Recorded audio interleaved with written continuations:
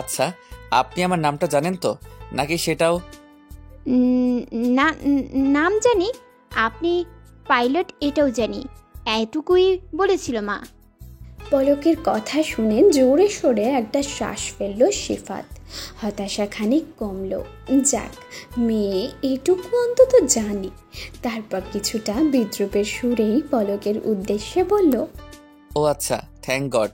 Biodata দেখেননি, তবু আপনি এত কিছু জানেন আমার ব্যাপারে। এও ভাগ্য আমার, ধন্য আমি। হোটেলের পার্কিং লটে দাঁড়িয়ে আছে সিফাত আর পলক। রিহানকে কল করে গাড়ি পাঠিয়ে দিতে বলেছিল অনেক আগে, কিন্তু এখানে এসে গাড়িটা পেলেও ড্রাইভারকে পেলে না তারা। সিফাতের মেজাজ খারাপ হচ্ছে খুব। একে তো ড্রাইভার নিখোঁজ, তার উপর আবার কল রিসিভ করছে না। পলক বারবার করে বলেছিল যে সে একাই চলে যেতে পারবে, কিন্তু সিফাত তাকে একা ছাড়বে না এখন। এমনিতেই এখান থেকে অনেকটা দূরে পলকের বাসা, তার উপর এখন প্রায় বিকেল গড়িয়ে যাচ্ছে, তাই সে নিজেই ওকে বাসায় পৌঁছে দিবে বলেছে। এভাবে অপেক্ষা করতে বড্ড বিরক্ত লাগছে সিফাতের, কিন্তু পলকের ঠিক কেমন লাগছে সেটা তার হাবভাবে বোঝা গেল না কিছু। হঠাৎ সিফাত ডাকলো, মৃন্ময়ী। হাত ঘড়িতে সময় দেখলো পলক, বিকেল 4:25 বাজে। আচমকা সিফাতের অমন ডাক শুনে চমকে উঠল সে। অস্থির কণ্ঠে বলল, জি, কিছু বলছিলেন? সিফাত চুপ করে আছে, এক ধ্যানে দেখছে তার মৃন্ময়ীকে। এই মেয়েটা বড্ড সরল, অল্পতেই প্যানিক হয়ে যায়। ঠিক যতটা মেধাবী, ঠিক ততটাও বুদ্ধিমতী নয়। খুব সাধারণ একটা মেয়ে, কিন্তু তারপরেও কি যেন একটা আছে, যেটা তাকে একজন দৃঢ় ব্যক্তিত্ব সম্পন্ন নারীতে পরিণত করেছে। তার সরলতা, আত্মসম্মানবোধ, চিন্তার পরিপক্কতা, নাকি অন্য কিছু যা সহজে বোঝা যায় না, অদৃশ্য কোনো রূপ। সিফাত ভেবে পায় না কিছুই। সিফাতকে এভাবে গম্ভীর মুখে তাকিয়ে থাকতে দেখে পলক নিজেও কিছুটা বিচলিত হলো। তাই সে একটু জোর আওয়াজেই আবারও জানতে চাইল, কিছু কি বলছিলেন আমায় আপনি? পলকের কথায় ঘোর কাটে সিফাতের, কিন্তু ঠিক কি বলার ছিল সেটাও সে জানে না। নয়তো ভুলে গেছে হয়তো, তাই ঠিক কি বলবে বুঝতে না পেরে এদিক ওদিক চাইলো একবার। ঠিক তখনই খেয়াল করলো ড্রাইভার আসছে। সে সুযোগ কাজে লাগিয়ে সে বলল, হ্যাঁ, বলছিলাম যে ড্রাইভার এসে গেছে, আর অপেক্ষা করতে হবে না আপনাকে, এক্ষুনি বেরিয়ে পড়বো আমরা। ও আচ্ছা। ইয়া। ড্রাইভার কাছে আসতেই চোট ঝাড়ি খেলো সিফাতের, কারণ তার চা পান চাওয়ার চক্করে এতক্ষণ ওয়েট করতে হলো তাদের। সিফাতের ব্যক্তিগত গাড়ির ড্রাইভার রশিদ, বয়স সবে মাত্র 25 বছর, কিন্তু ব্যাপক চা পান খাওয়ার অভ্যাস, তাই সুযোগ পেলেই ছোটে চা পান খেতে। মানে ভাইজান, আমি তো কাছেই গিয়েছিলাম, একটু ভিড় আছে, লাইনে খাড়া আছি, এর লাইগা দেরি হয়ে গিয়েছে। কিন্তু দেখেছেন ভাইজান, কি দিন আইলো। আজকাল পান খাইবার ও ঢাকা শহরে দাঁড়িয়ে লাইন লাগে। কি দিনকাল আইলো, বাপরে বাপ। সিফাতের ঝাড়ি খেয়ে রশিদের অকপট স্বীকারোক্তি। এ আর নতুন কিছু নয়, প্রতিবারই এমন সব ঘটনার পর রশিদের একচোট স্বীকারোক্তি শুনতে হয়, যেটাকে সহজ ভাষায় কৈফিয়ত বলা চলে। সিফাত জানে ছেলেটার ঘন ঘন চা পান খাওয়ার অভ্যাস আছে, তাই আর কিছু বলল না।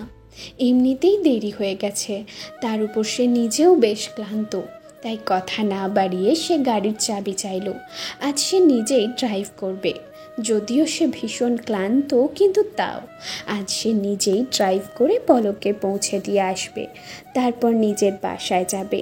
এতক্ষণ কৈফিয়ত দিতে ব্যস্ত থাকায় পলককে খেয়াল করেনি রশিদ, তাই চাবি বাড়িয়ে দিতে দিতে পলককে চোখে পড়তেই উত্তেজনায় এক প্রকার চেঁচিয়ে উঠল সে। হাসি হাসি মুখ করে বলল, আরে ভাবি না, আসসালামু আলাইকুম, কেমন আছেন ভাবিজি? আমি রশিদ, ভাইজানের পার্সোনাল ড্রাইভার। যদিও সে সিফাতের খুব পছন্দের কেউ নয়, কিন্তু তাও রশিদের এমন বাড়িয়ে বলা কথায় কিছু বলল না সে। রশিদের আচমকা এমন চেঁচিয়ে ওঠায় প্রথমে সিফাত আর পলক দুজনেই চমকে উঠেছিল। সিফাত নিজেকে দ্রুত সামলে নিলেও পলক থতমত খেয়ে দাঁড়িয়ে রইল কিছু সময়। তারপর নিজেকে ধাতস্থ করে রশিদের কথার জবাব দিল। আসসালামু আলাইকুম। জি আলহামদুলিল্লাহ, আপনি কেমন আছেন? জি আমিও বউ ভালো আছি আল্লাহর রহমতে। ভাইজানের জন্যে দেখা করতে এসেছিলেন বুঝি? এবার পলক বেশ অস্বস্তিতে পড়ল। কি বলবে সে? বিয়ে ঠিক হতে না হতেই হবু বরের সাথে রেস্টুরেন্টে মিট করতে এসেছিল। কি ভাববে রশিদ? পলক আবারও প্যানিক হয়ে গেছে। সিফাত সেটা বুঝতে পেরে ধমক দিয়ে চুপ করিয়ে দিল রশিদকে। রশিদ, বেশি কথা বলো না তো। দাও চাবি দাও, আর তুমি ক্যাব নিয়ে বাড়ি চলে যাও। আমি ওনাকে পৌঁছে দিয়ে বাড়ি ফিরবো। সিফাতের ধমকে চুপসে গেল রশিদ। একটু বেশি বকবক করার বাতিক আছে বেচারার, কিন্তু সিফাতকে সে বেশ সমীহ করে, সম্মান করে, ভালোবাসে খুব। তাই আর কিছু না বলে চুপচাপ চাবি বাড়িয়ে দিল সিফাতের হাতে। চাবি হাতে নিয়ে পলককে বলল গাড়িতে গিয়ে বসতে। পলকও বাধ্য মেয়ের মতো তাই করলো। একটু সময় পর সিফাতও গাড়িতে এসে বসলো। সিট বেল্ট লাগাতে লাগাতে পলককে ইশারা করলো সিট বেল্ট লাগিয়ে নিতে। সিট বেল্ট টেনে লাগানোর সময় পলক সেটা ঠিকঠাকভাবে লক করতে পারছিল না, বারবার সেটা ছুটে যাচ্ছিল। সিফাত চুপচাপ কিছুক্ষণ দেখল পলকের কাণ্ড, মিটিমিটি হাসছে সে। এদিকে বেচারি পলক বেল্ট টানাটানি করে রীতিমতো পরেশান। সিফাতের বেশ মায়া লাগলো এবার, তাই সে নিজেই সেটা লাগিয়ে দিবে বলে ঠিক করলো। পলক রীতিমতো নাজেহাল, কিন্তু এর থেকেও বেশি কিছুই বোধহয় ছিল তার কপালে। তাই বেল্ট টানাটানির এক পর্যায়ে হাত ফসকে বেল্ট গেল ছুটে, সজোরে ছিটকে গেল নিজের জায়গায়। ব্যাপারটা এতই দ্রুত ঘটছে যে পলক ভয় পেয়ে পেছনের দিকে ঝুঁকে গেল। চোখ দুটো খিচে বন্ধ করে রেখেছে সে, শক্ত হয়ে সেঁটে রইল সিটের সাথে। সিফাত তখনও চুপচাপ। খুব জোর হাসি পেল তার পলকের এহেন ভয় পাওয়া দেখে, কিন্তু এই অবস্থায় বেচারিকে হেনস্থা করতে আর মন চাইল না তার, তাই কোনো রকমে হাসি। দেখি বেলটা এদিকে দিন, আমি লাগিয়ে দিচ্ছি। পলক তখনও চোখ মুখ খিঁচে পেছনের দিকে সেটে আছে। সিফাতের কথা তার কানে গেল না। তার এহেন অবস্থা দেখে সিফাত বুঝল সে শুনতে পায়নি তার কথা, তাই গলা বাড়িয়ে ডাকলো তাকে। মৃন্ময়ী। সিফাতের ডাকে হকচকিয়ে গেল পলক, কিন্তু নড়ল না এক বিন্দুও। মিটমিটিয়ে চোখ খুলে প্রথমে সামনে দেখল। কি হয়েছিল খেয়াল হতেই তার বাঁ পাশে ঘুরে বেল্টটাকে দেখল। সেটাকে নিজের জায়গায় দেখে ধাতস্থ করলো নিজেকে। এরপর তাকালো সিফাতের দিকে, কপাল কুঁচকে চিন্তা ভাব নিয়ে তাকিয়ে আছে তার দিকেই। পুরো ব্যাপারটা বুঝতে পেরে ভীষণ লজ্জা পেয়ে গেল সে। দ্রুত সোজা হয়ে বসে গায়ের ওড়না টেনে টুনে ঠিক করলো। যদিও বা সেটা ঠিকই ছিল, কিন্তু নার্ভাস হয়ে পড়ায় কি রেখে কি করছিল সেটা পলকের নিজেরও বোধগম্য হচ্ছিল না। সিফাতের শান্ত কণ্ঠে করা প্রশ্ন শুনে সিফাতের দিকে তাকালো পলক। অস্থির কণ্ঠে দ্রুত জবাব দিল, হ্যাঁ হ্যাঁ আমি ঠিক আছি। আচ্ছা দেখি বেলটা এদিকে দিন তো, আমি লক করে দিচ্ছি। সিফাতের কথায় আবারও হকচকিয়ে গেল পলক। সিফাত ঠিক কি বলল বুঝতে বেশ কিছুটা সময় লাগলো তার। সিফাতের দিকে তাকিয়ে দেখলো সে নির্বিকার ভঙ্গিতে তার দিকেই তাকিয়ে আছে। দৃষ্টি ফিরিয়ে নিল পলক। তারপর আস্তে করে বেল্টটা টেনে আনলো সামনের দিকে। লক করতে যাবে তখনই সিফাত বলল, একটু উপরের দিকে ধরুন তো। কথাটা পলকের বোধগম্য হলো না। জিজ্ঞাসু দৃষ্টিতে সিফাতের দিকে চাইতেই সে বেল্টের দিকে কিছু ইশারা করলো। সিফাতের দৃষ্টি অনুসরণ করে বেল্টের দিকে চাইতেই সিফাত বলল, যেখানে ধরে আছেন সেখান থেকে খানিকটা পিছিয়ে ধরুন, যাতে বেল্ট ছুটে না যায়। পলক এবারেরও ঠিক কিছু বুঝল না। শুধু সিফাতের কথা মতো অন্য হাত দিয়ে খানিকটা হাত রেখে টেনে ধরে রাখলো বেল্টটাকে। পলক বেল্ট টেনে ধরতেই সিফাত নিচের খালি জায়গাটায় ধরে টেনে বেল্টটা লক করে দিল। পলক অবাক হলো বেশ, কি সুন্দর দূরত্ব রেখেও মানুষটা ঠিক তাকে হেল্প করলো। একটা অন্যরকম ভালো লাগা ছুঁয়ে গেল তাকে। মনে মনে কৃতজ্ঞতা প্রকাশ করে মৃদু হাসল সে, কিন্তু মুখে কিছুই বলল না। এই মুহূর্তে ভীষণ লজ্জা লাগছে তার। সাজির বিয়ে ঠিক হয়েছে, ডেট ফাইনাল হয়নি, কিন্তু ছেলের বাড়ি থেকে দেখতে এসে পাকা কথা দিয়ে গেছে। রাতে খাবার টেবিলে এসে বসতে বসতে নিজের স্ত্রী শিফাকে কথাগুলো বলল পলকের বড় ভাই পলাশ। কিন্তু শিফার তাতে কোনো হ্যাঁকচ্যাত নেই। সে নির্বিকার ভঙ্গিতে স্বামীর প্লেটে খাবার বেড়ে দিচ্ছে। শিফার এমন নির্বিকার ভাবভঙ্গি দেখে খানিকটা বিরক্ত হলো পলাশ। বিরক্তি নিয়েই আবারও বলা শুরু করলো, ছেলে পাইলট, যদিও ছেলের বয়স আমার সাজির তুলনায় খানিকটা বেশি, কিন্তু মা বলল ছেলে আর তার পরিবার নিজে থেকে সম্বন্ধ নিয়ে এসেছিল। পলককে দেখে তাদের খুব পছন্দ হয়েছে। স্বামীর প্লেটে তরকারি তুলে দিতে দিতে নির্বিকার ভাব বজায় রেখেই শিফা বলল, তাই এসব আমাকে বলছো কেন? আমি কি কিছু শুনতে চেয়েছি, নাকি আমাকে শোনাবার জন্য এভাবে বলছো? আহ শিফা, এভাবে বলতেছো কেন? এতদিন পরে আল্লাহ তাআলা আমার বোনটা থেকে মুখ তুলে চেয়েছে।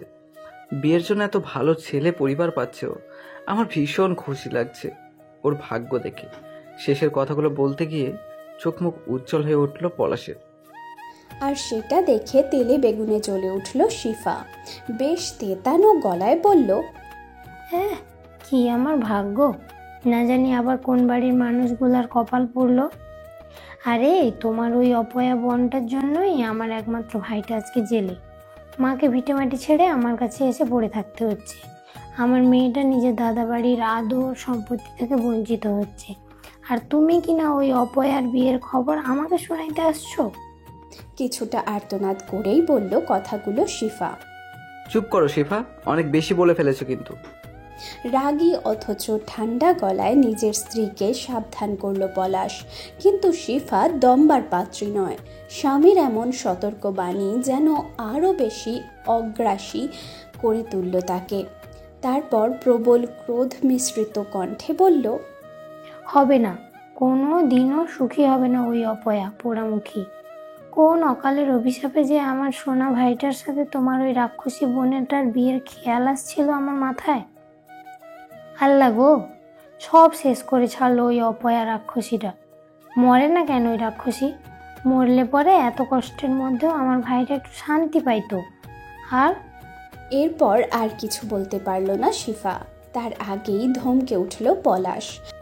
শিফা, আর একটাও কথা বলবো না বলে দিলাম। কি শুরু করেছো তখন থেকে? হ্যাঁ, কি শুরু করেছো? যা মুখে আসছে তাই বলে যাচ্ছ আমার বোনের নামে। কি দোষ করেছো? যা হয়েছে সব তোমার ওই ক্রিমিনাল ভাইয়ের জন্য। কোনো যোগ্যতাই ছিল না ওর আমার বোনের পাশে দাঁড়ানোর। আমার বোনের পায়ে নখের যোগ্যতা ওর ছিল না। তারপরও শুধুমাত্র তোমার কথাই, তোমার চাওয়া রাখতে আমার অনার্স পড়ুয়া বোনটার বিয়ে আমি তোমার ওই ক্লাস 8 পাস অশিক্ষিত ক্রিমিনাল ভাইটার সাথে দিতে গিয়েছিলাম। আর তুমি তুমি কি করছো? হ্যাঁ, যখন বাবা বাড়ি থেকে বেরিয়ে আসতে বলল, কি সিনক্রেটটাই না করলে।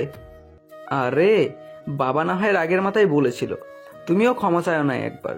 আর বোনের এত বড় সর্বনাশ করতে, আমার বোনের এত বড় সর্বনাশ করতে চাওয়ার পরেও একটু অনুতাপ নাই তোমার? আর সেই তুমি কিনা আমার বোনকে বলে যাচ্ছ যায় নাই তাই? এত সাহস কি করে হয় তোমার? আর কি যেন বললাম, আমার বোনের জন্য তোমার মেয়ে বাড়ির আদর পায়নি, তাই না? আরে সেদিন বাড়ি ছাড়তে বাধ্য করেছে কে? গেছিল সুইসাইডের নাটক করতে। জন্মের পরে ওর মুখটাও তুমি দেখতে দাও নাই ওই পরিবারের কাউকে। তখন শুধুমাত্র আমার মেয়েটা তোমার গর্বে ছিল বলে, আর এখন ওর মা হিসাবে আছো বলেই এতদিনে আমি তোমায় ছাড়িনি। নয়তো তোমার মতো মানুষের সাথে এক ঘরে থাকতেও আমার অসহ্য লাগে। কথাগুলো বলেই ভাতের প্লেটে হাত ধুয়ে টেবিল ছেড়ে উঠে চলে গেল পলাশ। আর স্বামীর থেকে এতগুলো কথা শোনার পর অপমানে রাগে ফোঁস করতে করতে ওখানেই দাঁড়িয়ে রইল শিফা। ছাদের রেলিংয়ের কাছে দাঁড়িয়ে একের পর এক সিগারেট টেনে যাচ্ছে পলাশ। অতিরিক্ত রাগ বা টেনশনে পড়লে তার সিগারেট খাওয়ার মাত্রাও বেড়ে যায়। 3 বোনের মধ্যে পলক হলো তার সবচেয়ে আদরের। 6 বছরের বড় হলেও পলাশের সবচেয়ে কাছের ছিল এই পলক। মায়ের দেখা দেখি সেও সাজি নামেই ডাকতে শুরু করে বোনকে। অন্য 2 বোনের থেকে পলকের রূপ রং খানিক চাপা হওয়ায় বিশেষ খেয়াল আর আদরে রাখত সে পলককে। সে যেদিন বাসা ছেড়ে এলো সে কি কান্না পলকের, তার ভাইটাকে ছাড়া যে একদমই চলে না। ও বাড়িতে যদি ওর সবচেয়ে কাছের কেউ ছিল সেটা ওর এই ভাইটা। ছোট থেকে এই ভাইটাই তাকে আগলে রেখেছিল। এই ভাইয়ের কথা রাখতেই এত কান্নাকাটির পরেও শেষমেশ বিয়েতে রাজি হয়েছিল সে, আর সেই কিনা তাকে ছেড়ে চলে যাচ্ছে। এসব ভাবতে ভাবতেই আবারও মনে পড়ে গেল পলকের বিয়ের দিনের কথা। সেদিন বিয়ে ভাঙার কথা শুনে মানসিকভাবে খুব ভেঙে পড়েছিলেন তাদের বাবা আমজাদ আলী। এমনিতেই বড় মেয়ের জন্য সমাজে মুখ দেখানো দায় হয়ে গেছিল, তার উপর মেজ মেয়ের বিয়েটাও ভেঙে গেল, তাও ছেলের দোষে। এখন তো লোকে আরও ছিছি করবে তাকে। শেষমেশ একটা অশিক্ষিত ক্রিমিনালের সাথে মেয়ের বিয়ে দিতে যাচ্ছিলেন তিনি। এতটাই নির্দয় পিতা সে। লোকে ভাববে মেয়ের বোঝা ঘাট থেকে নামাতেই এহেন কাজ করেছেন তিনি। এসব ভাবনা চিন্তায় অসুস্থ হয়ে পড়েন তিনি। কিন্তু অন্যদিকে শিফা নিজের ভাইয়ের এহেন পরিস্থিতির জন্য পলককে দায়ী করে যাচ্ছে, তাই বলে সে পলককে অশান্তি করে খুব। এসব শুনে আমজাদ আলী আর সহ্য করতে না পেরে অনেক কথা শুনিয়ে দেয় শিফাকে। শিফাও চুপ থাকে না, শ্বশুরের সাথে তর্কে জড়িয়ে যায়। কথায় কথায় এক পর্যায়ে শিফাকে বাড়ি থেকে বের হয়ে যেতে বলেন আমজাদ আলী। রাগে অপমানে শিফাও বলে দেয় সে থাকবে না এই সংসারে, কিন্তু সে একা যাবে না, গেলে পলাশকেও সাথে যেতে হবে। কিন্তু পলাশ যেতে রাজি হয় না, সেভাবে বাবা রাগের মাথায় বলেছেন, আর শিফাও উত্তেজিত হয়ে এসব করছে। শিফার গর্ভধারণের বিষয়টা তখনও তার ও পরিবারের সবার অজানা। শিফা জানতো ঠিকই, কিন্তু বলেনি কাউকে। আর যখন পলাশ রাজি হচ্ছিল না তখন সে গর্ভধারণের বিষয়কে হাতিয়ার হিসেবে ব্যবহার করে। সেদিন, তুমি সত্যিই যাবে না আমার সাথে? না, এইবারই আমার পরিবার ছেড়ে আমি কোথাও যাব না, আর তুমিও যাবে না কোথাও। বাবার আগের মাথায় বলেছে এমন। দোষ তো তোমারই ছিল, বাবার সাথে ওভাবে কথা বলা একদম উচিত হয়নি তোমার। না, আমি আর এক মুহূর্ত এই বাসায় থাকবো না। আমি তো যাবই, সাথে তুমিও যাবা। আর না গেলে... শিফা, চুপ করো তো। আমি কোথাও যাব না বলছি তো। তোমার যাওয়ার হলে তুমি যাও, আমি তোমার জন্য আমার পরিবারকে ছাড়তে পারবো না। আর তুমি যা করছো তারপর তো এসবের প্রশ্নই আসে না। কথাগুলো মূলত কথার কথা হিসেবে বলেছিল পলাশ, শুধুমাত্র শিফাকে ভয় দেখিয়ে সেই সময়টুকুর জন্য চুপ করাতে। কিন্তু তার এমন কথার প্রতিক্রিয়া হিসেবে শিফা যা বলেছিল তা সম্পূর্ণ তার ধারণার বাইরে ছিল। তাকে বাধ্য করেছিল নিজের পরিবার ছেড়ে শিফাকে নিয়ে আলাদা থাকতে। আচ্ছা ঠিক আছে, তুমি যাবা না আমার সাথে, এটাই তোমার শেষ কথা তো? তাহলে তুমিও শুনে রাখো, তুমি কালই আমাকে ডিভোর্স দিবা। আমি কালই এই বাচ্চাটার অ্যাবর্শন করে ফেলবো। আর যদি তাও না দাও তাহলে আমি সুইসাইড করব। আমরা দুজনেই শেষ হয়ে যাব। তখন আমার জন্য আর কোনো দায় তোমার থাকবে না। বাচ্চার কথা শুনে চমকে যায় পলাশ। আচমকা এমন একটা খবরের বিষয়, প্রথম বাবা হওয়ার আনন্দ, আর তারপরেই বাচ্চাটাকে হারানোর ভয়, এইসব অনুভূতি একে একে এসে জাপটে ধরে তাকে। বিস্মিত ভয় মিশ্রিত কাঁপা কাঁপা কণ্ঠে সে জিজ্ঞেস করে, তুমি প্রেগনেন্ট শিফা? শিফা চুপ। সে বুঝে গেছে তার মোক্ষম হাতিয়ার কাজে দিয়েছে। সে খুব ভালো করেই জানতো যে পলাশের বাচ্চা কতটা পছন্দের। বিয়ের পরপরই বাচ্চা নেওয়ার জন্য মরিয়া হয়ে উঠেছিল। কিন্তু শিফা এত তাড়াতাড়ি মা হতে চায়নি, তাই এই সেই অজুহাতে নয়তো পলাশের অগোচরেই পিল খেয়ে গর্ভধারণ থেকে বিরত থাকত। এর পূর্বেও একবার সে গর্ভধারণ করেছিল, কিন্তু সকলের অগোচরেই মেডিসিন নিয়ে অ্যাবর্শন করে ফেলে বাচ্চাটার। এবারও সেটাই করবে চিন্তাভাবনা করেছিল বলে কাউকে কিচ্ছু জানায়নি। বিয়ের ঝামেলা মিটলেই তার অ্যাবর্শন করার প্ল্যান ছিল, কিন্তু পলাশকে বাড়ি ছাড়তে বাধ্য করতেই অনিচ্ছা সত্ত্বেও বাচ্চাটার কথা বলতে হলো তার। কি হলো, চুপ করে আছো কেন? তুমি কি সত্যি সত্যি প্রেগনেন্ট? কতদিন হলো? আর আমাকে জানাওনি কেন তুমি? এই শিফা, কথা বলছো না কেন তুমি? উত্তেজনায় ভেতর ভেতর কাঁপছে পলাশ, কথা জড়িয়ে আসছে তার। পলাশের এই মুহূর্তের অবস্থাটা খুব ভালোভাবেই বুঝতে পারল শিফা, তাই নিজের কাজ হাসিল করার জন্য শেষ দাওটাও সে চেলে ফেলল। মুখ খুলল শিফা। হ্যাঁ, 2 মাস চলছে। এতটুকু বলতেই পলাশ দৌড়ে এসে জাটতে ধরল শিফাকে। পূর্বের ন্যায় আনন্দে উত্তেজনা ভরা গলায় বলল, thank you Shifa, thank you so much. তুমি নিজেও বুঝতে পারছো না তুমি আমাকে কত বড় উপহার দিয়েছো। খুব খুশি হয়েছি আমি। খুব ধীরে পলাশের থেকে নিজেকে ছাড়িয়ে নিল শিফা, তারপর অতীব শান্ত গলায় বলল, খুশি হওয়ার কোনো দরকার নেই পলাশ। যখন এই বাচ্চারা জন্মই নেবে না তখন। এটুকু শুনেই ধমকে উঠল পলাশ। শিফা, কি যা তা বলছো তুমি? জন্ম নেবে না মানে? আমার সন্তান জন্ম নেবে, এই পৃথিবীর আলো সে দেখবে। আমি যখন থাকবো না তখন এই বাচ্চা জন্ম নিবে কিভাবে? তুমি আমাকে ডিভোর্স না দিলে আমি সুইসাইড করব। আমার সাথে সাথে এই বাচ্চাটাকেও শেষ করে দিব। তাই হয় তুমি আমার আর তোমার সন্তানকে নিয়ে আলাদা হয়ে যাবে, নয়তো। না, তুমি আমার সাথে এটা করতে পারো না শিফা। বাচ্চাটা আমারও। তুমি একা ওর জন্য কোনো সিদ্ধান্ত নিতে পারো না। না পারার কিছু নেই পলাশ, বাচ্চাটার মা আমি, আমার গর্ভে আছে ও। আমার যা ইচ্ছা আমি করতে পারি নিজের সাথে আর ওর সাথেও। এখন তুমি বলো, তুমি আমাকে নিয়ে আলাদা হবে নাকি? শিফা প্লিজ, বোঝার চেষ্টা করো। এমনটা করলে তুমি শুধু আমাকে না, আমাদের অনাগত সন্তানকেও তার পরিবারের থেকে দূরে করে দেবে। প্লিজ শিফা, একটু বোঝো। আমি তোমাকে খুব যত্নে রাখবো। ইনফ্যাক্ট বাড়ির সবাই এই খবরটা শুনলে কত খুশি হবে তোমার ধারণা নেই। তারা তোমায় মাথায় করে রাখবে। আর বাবার রাগও দেখবে থাকবে না আর। ঝোঁকের মাথায় কি না কি বলেছে তাই ধরে তুমি চলে যেতে চাইছো? এখন পাগলামো করো না সোনা, প্লিজ। ওর পরিবার বলতে তুমি আর আমি যথেষ্ট হব, অন্য কাউকে লাগবে না। এখন তুমি সিদ্ধান্ত নাও, এই বাচ্চাটা তোমার চাই নাকি মুক্তি চাই আমাদের থেকে? শিফা তার কথায় অনড়। পলাশের কোনো অনুনয় তাকে তার একগুঁয়ে দাবি থেকে টলাতে পারল না, তাই বাধ্য হয়ে পলাশকেও আলাদা হওয়ার সিদ্ধান্ত নিতে হলো। আলাদা হওয়ার কথা শুনে আমজাদ আলী মুখে মুখে তাকে ত্যায্য পুত্র করে দিলেন। নিজের বাচ্চাটার জন্ম হোক পৃথিবীতে, তার জন্য নিজের জন্মদাতা জন্মদাত্রী বাবা মা আদরের বোনগুলোকে ছেড়ে আসতে হয়েছিল সেদিন তাকে।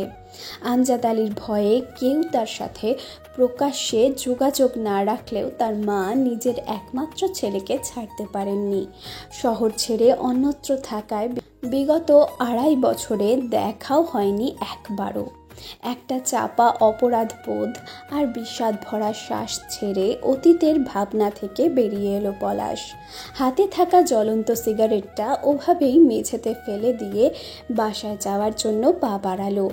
মেয়েটা যে তার ভীষণ বাবা ভক্ত। রাতে বাবাকে ছাড়া সে কিছুতেই ঘুমায় না। এত কষ্ট মানসিক যন্ত্রণার মাঝে এই মেয়েটাই যে তার একমাত্র আনন্দ আর সুখের খোরাক। রাতে ওয়াশরুম থেকে ফ্রেশ হয়ে এসে তোয়ালে দিয়ে মুখ মুছছিল পলক। ঠিক তখনই বুবু বুবু বলে ডাকতে ডাকতে হুড়মুড়িয়ে ঘরে ঢুকলো নিশাত। প্রচণ্ড উত্তেজিত সে। আচমকা তার এমন হুড়মুড়িয়ে ঘরে প্রবেশ করায় হকচকিয়ে গেল পলক। কিন্তু পর মুহূর্তেই নিশাতের হাতে থাকা র্যাপিং পেপারে মোড়ানো বক্স 3টে দেখতেই মুচকি হাসল সে। বুঝে গেছে যে নিশাত এই বক্সগুলোর জন্য রহস্য উদ্ধার করতেই এভাবে এই ঘরে এসেছে। তাই নিশাতের থেকে দৃষ্টি ফিরিয়ে পুনরায় মুখ মুছতে ব্যস্ত হয়ে গেল। এদিকে নিশাত বোনের এমন নির্বিকার ভাব দেখে বিচলিত হলেও সেটাকে আপাতত পাত্তা না দিয়ে যেমন উত্তেজিতভাবে ঘরে এসেছিল ঠিক তেমনই উত্তেজিতভাবে পলকের উদ্দেশ্যে বলল, বুবু, মাসের মাঝ সময়ে এইগুলা আবার কি কিনেছিস তুই? আবার চোরের মতো আলমারিতে রেখে আসছিস। আমি কতবার মানা করব এভাবে আমার জন্য এটা সেটা না কিনতে? শুধু শুধু টাকা খরচা করিস কেন এভাবে? ড্রেসিং টেবিলের সামনে বসে হাতে ময়শ্চারাইজার মাখছিল পলক। এই অবস্থাতেই নিশাতের দিকে না তাকিয়েই বলল, আমি আবার কই কি কিনলাম? আমি তো কিছু কিনি নাই তোর জন্য, এগুলো আমি দেই নাই। পলকের এহেন কথা শুনে ভ্রু কুঁচকে গেল নিশাতের। ওভাবেই পলকের দিকে তাকিয়ে কি যেন ভাবল সে, কিন্তু বোনও তো তার মিথ্যা বলার পাত্রী নয়। তাহলে কে দিল এগুলা? মনের কথাটা এবার সে মুখেই বলে ফেলল, তুই দিস নাই? আম্মা তো বাইরেই যায় না তেমন, আব্বা তো ভুলেও দিবে না। যে হিসেবে মানুষ, প্রয়োজনে তো 1 আনার বেশি খরচা করতে 10 বার ভাবে। সে কিনা মাসের মাঝ সময়ে এতগুলা গিফট দিবে? অসম্ভব। তাহলে কে দিতে পারে বলতো? তাও আমার ঘরে আমার আলমারিতে রেখে আসছে। কে হতে পারে? বেশ ডিটেকটিভ টাইপ ভঙ্গিতে চোর ধরার তদন্তে একের পর এক যুক্তি সাজাচ্ছে নিশাত। বোনের এই কাজ দেখে এবার পলক না হেসে পারল না। হাসতে হাসতেই উঠে দাঁড়ালো টুলটা ছেড়ে। চুলে বেনি করছিল সে। রাবার প্যান্টটা চুলে পেঁচাতে পেঁচাতে এগিয়ে এসে পেছন থেকে বোনকে জড়িয়ে ধরল সে। তার কাঁধে থুতনি ঠেকিয়ে কানের কাছে খানিকটা ফিসফিসিয়ে সেও বলল, কে দিল বলতো? কে হতে পারে? জিন ভূত না তো? বলেই আবারও জোরে জোরে হাসতে লাগলো। আসলে সে সবটাই জানে, তাও কিছু বলল না সে। আজ বাড়িতে ড্রপ করে দিয়ে যাওয়ার সময় শিফাতি বক্সগুলো পলককে দিয়েছিল। বলেছিল যেন নিশাতকে এগুলো দিয়ে দেয়।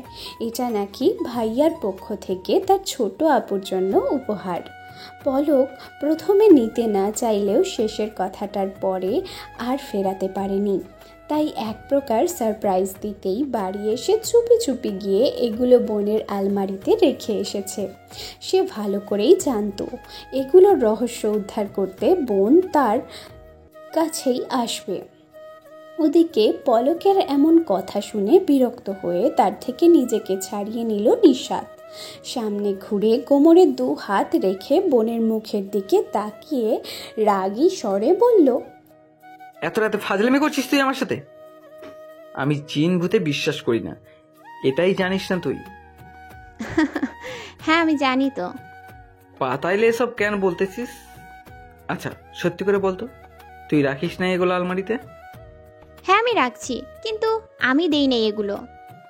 পলকের সহজ সরল স্বীকারোক্তি। আর বোনের এমন গা ছাড়া ভাব দেখে কপাল কুঁচকে গেল নিশাতের। সহসা চিন্তিত স্বরেই প্রশ্ন করল, তুই দিস নাই তাহলে কে দিল? আর আছেই বা কি এইগুলায়? সেটা তুই বক্সগুলো খুলেই দেখ না, আমাকে কেন জিজ্ঞেস করতেছিস? আরে আশ্চর্য, বক্স তুই না দিলি, আনছিস তো তুই নাকি? তাহলে তুই জানিস না কে দিল এগুলা? হ্যাঁ তা জানি, কিন্তু তাও আমি কিছু জানি না। বোনের এমন কর্মকাণ্ডে নিশাতের বিরক্তি এবার চরম পর্যায়ে পৌঁছালো। বক্সগুলো নিয়ে পলকের বিছানার উপর রেখে বলল, যার জিনিস তাকে ফেরত দিয়ে হয়, তাহলে কোনো অজ্ঞাত ব্যক্তির দেওয়া উপহার আমি নিই না। বলেই হনহনিয়ে ঘর থেকে বেরিয়ে যেতে উদ্যত হলো সে। কিন্তু দরজার কাছে যাওয়ার আগেই পলক হাত টেনে ধরে থামিয়ে নিল ওকে। এরপর আদুরে গলায় বলল, এই মেয়ে এত রাগ কিসের? বলেই নাক টেনে দিল বোনের। কিন্তু নিশাতের কোনো ভাবান্তর হলো না এতে। সে আগের মতোই মুখ ভার করে অন্যদিকে মুখ ফিরিয়ে তাকিয়ে রইল।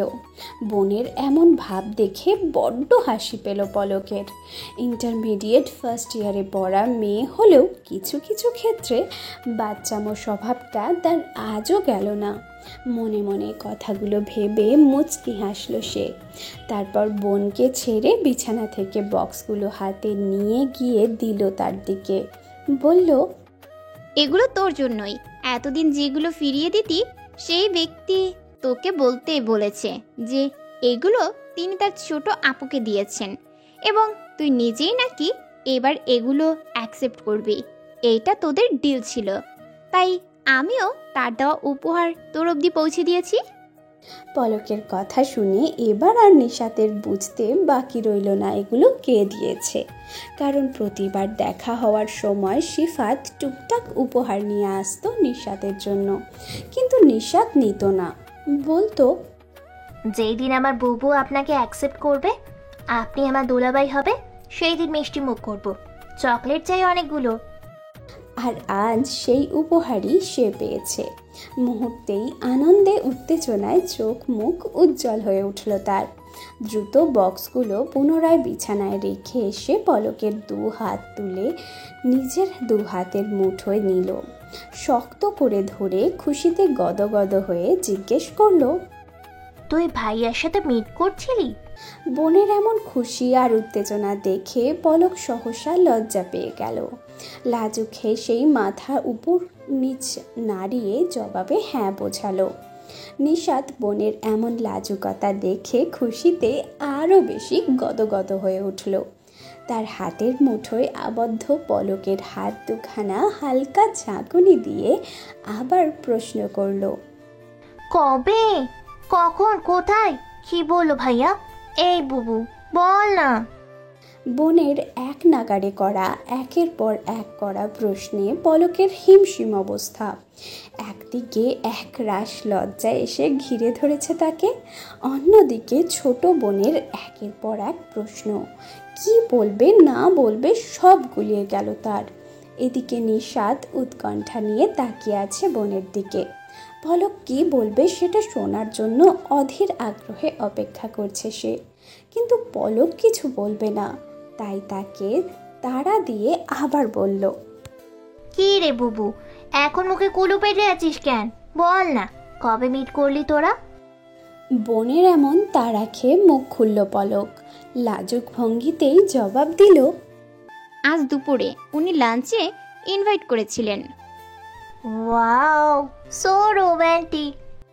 উচ্ছ্বসিত স্বরে বলল নিশাত। এতক্ষণ লজ্জায় মাথা নিচু করে কথা বলছিল পলক, কিন্তু রোমান্টিক শব্দটা শুনে চকিতেই তাকালো বোনের দিকে। বড় বড় চোখে ফ্যাল ফ্যাল করে তাকিয়ে রইল সে।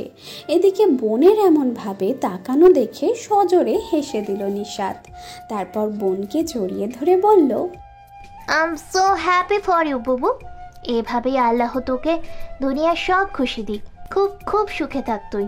অবশ্য তুই সুখে থাকবি। আল্লাহ এমন একজন মানুষকে তোর জীবনে দিয়েছেন যে তোকে কখনো কষ্ট পেতে দিবে না।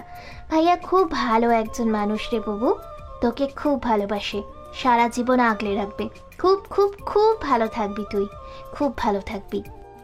বোনের এমন কথা শুনে মুহূর্তেই চোখ ভিজে এলো পলকের। না পারতে 2-4টে ফোঁটা জল বেরিয়ে এলো অবাধ্য চোখের কার্নিশ পেয়ে।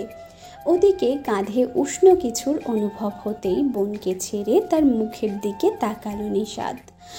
বোন তার কাঁদছে। মেয়েটা বড্ড ইমোশনাল, কিন্তু এখন সেটা শুধু ভেতর ভেতরেই। বিগত 2.5 বছরের ঘটনাগুলো বেশ বদলে দিয়েছে তার বোনকে। বাইরে থেকে নিজেকে যতটা না শক্ত দেখায়, ভেতর থেকে ঠিক ততটাই শক্ত আজও সে হয়ে উঠতে পারেনি।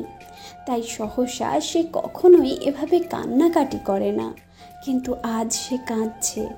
আর এটা তার সুখের কান্না, এটা নিশাত জানে। তাই বোনকে আচমকা এভাবে কাঁদতে দেখে বিচলিত হলো না সে, বরং পলকের চাইতেও কয়েক গুণ বেশি সুখানুভূতি এসে ভর করলো তাকে।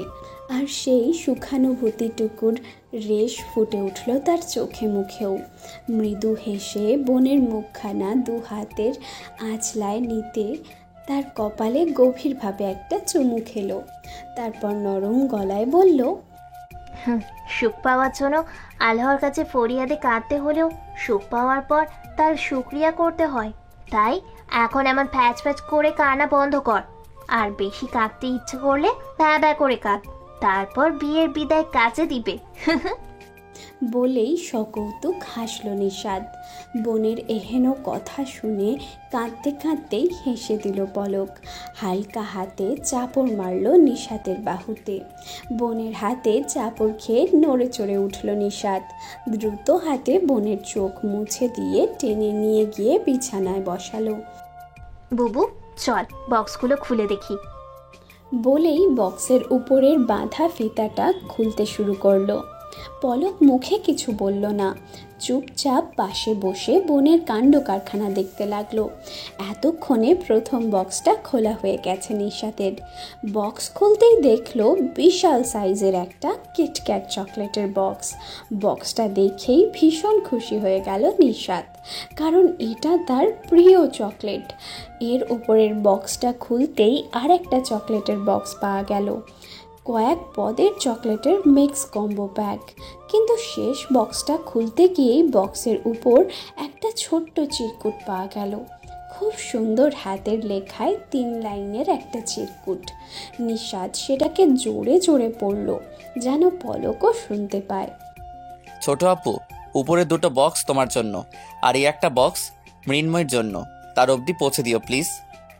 মৃন্ময়ী নামটা দেখেই ভ্রু কুঁচকে গেল নিশাতের। প্রশ্নসূচক দৃষ্টিতে পলকের দিকে তাকাতেই দেখল পলকের দৃষ্টি চঞ্চল, বেশ ইতস্তত করছে সে। সন্দিহান হয়ে সরাসরি প্রশ্ন করল নিশাত।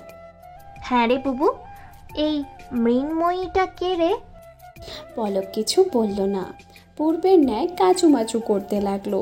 নিশাত বুদ্ধিমতী মেয়ে, বোনকেও সে খুব ভালো করেই চেনে, তাই চট করেই মনে উদয় হওয়া প্রশ্নটাকে মুখে করেই ফেললো। ভাইয়া তোকে মৃন্ময়ী বলে ডাকে, তাই না রে বুবু? পলক নিশ্চুপ, লজ্জা পাচ্ছে সে। বোনের এই নীরবতাকেই তার সম্মতি ধরে নিয়েই মুচকি হাসল নিশাত। বক্সটা আস্তে করে বোনের দিকে বাড়িয়ে দিয়ে বলল, তোর বক্স তুই রাখ বুবু, আমি বরং যাই এখন। Good night. বলেই দুষ্টু হেসে ঘর থেকে বেরিয়ে গেল সে। ডিনার শেষ করে রিহানের সাথে কথা বলতে বলতে সিঁড়ি বেয়ে উপরে উঠছিল শিফাত। গন্তব্য নিজের বেডরুম। হঠাৎ পকেটে রাখা ফোনটায় মেসেজ টোন বেজে উঠল। ফোনটা বের করে দেখল, তারপর 2টো মেসেজ, একটা নিশাতের নাম্বার থেকে আর অন্যটা পলকের।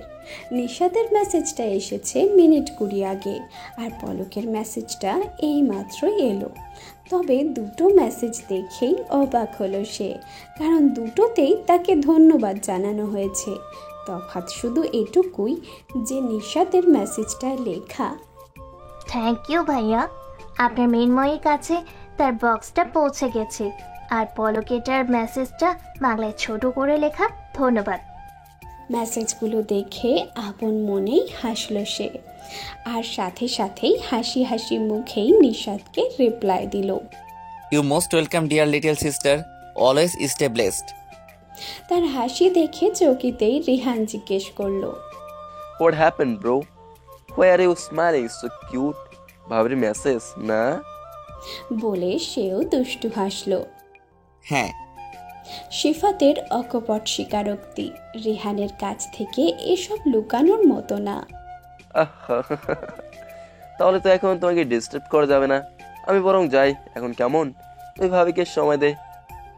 বলেই চোখ মারল রিহান। রিহানের এমন কথায় খানিক লজ্জা পেয়ে গেল শিফাত। তারপরেও নিজেকে সামলে নিয়ে বলল, এমন কিছুই না রিহান, আর আমি মোটেও ডিস্টার্ব হচ্ছি না। চলো আমার ঘরে যাই, গেম খেলি কিছুক্ষণ দুজনে। নো ব্রো, আজ থাক, আজ এমনিতে অনেক টায়ার্ড তুই, অন্য কোনো দিন খেলবো। তাছাড়া কাল সারাদিনও তোর ইয়ানার জন্য booked, you need to be increased your self.